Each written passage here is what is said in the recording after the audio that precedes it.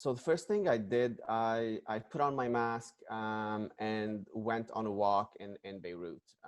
And as I was approaching the blast area, you could start seeing glass on the ground or buildings without window panes. And then as I got closer and closer, the destruction became more visible and more intense and more shocking.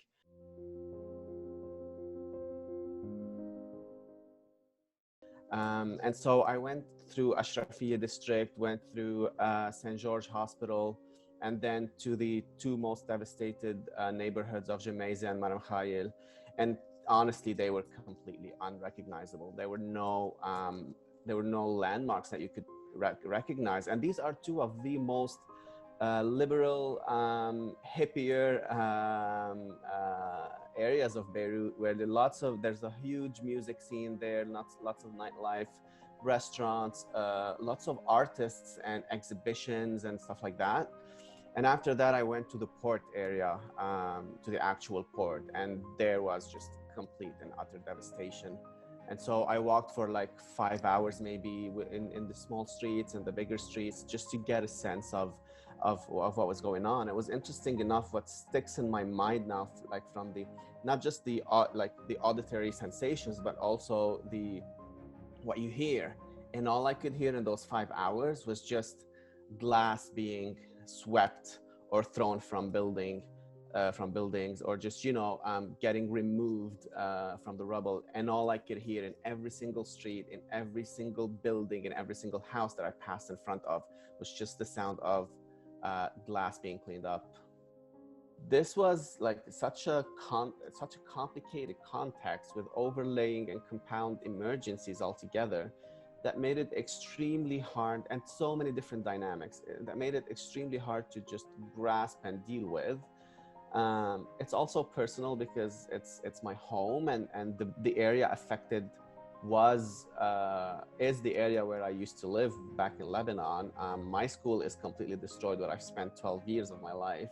I had injuries in my family and my friends. Some of my friends lost family members. So it was all of that, on the professional level, on a personal level, on the situational level. Everything was just so complicated, and I was like also like heavily emotionally involved in this.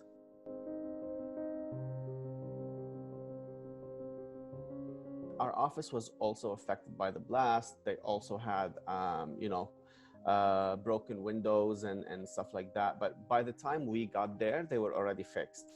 However, the staff was like also still traumatized.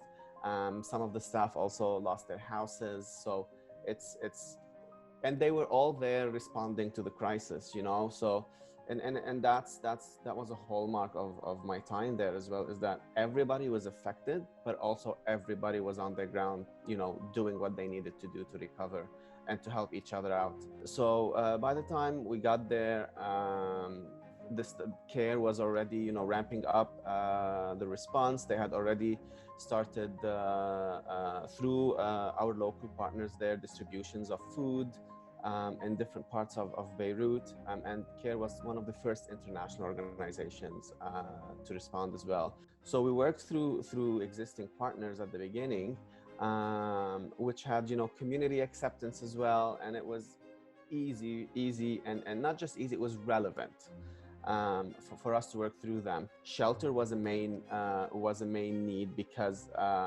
300,000 people were made homeless. The other thing was also, restoring livelihoods, because, Beirut is a capital city of a middle-income country. So you needed to restore the stores that offered basic services so that you relaunch the economy and people can get what they needed from those stores. Also, protection. Protection was a major issue as well. The trauma that is there is something that I have not seen anywhere in my previous missions. Everything related to psychosocial support, counseling, and then you have the risk of increased gender-based violence. There are a few things in Beirut that just gives hope, or like some sort of messages, but you really feel that the mental state of the people is just completely shattered at this point.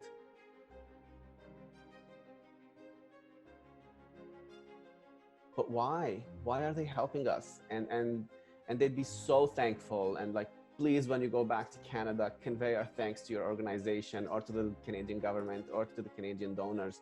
So I definitely heard that more than once. So yeah, keep the country in, you know, keep reading the news about it, keep looking for updates about it maybe, and support if you can.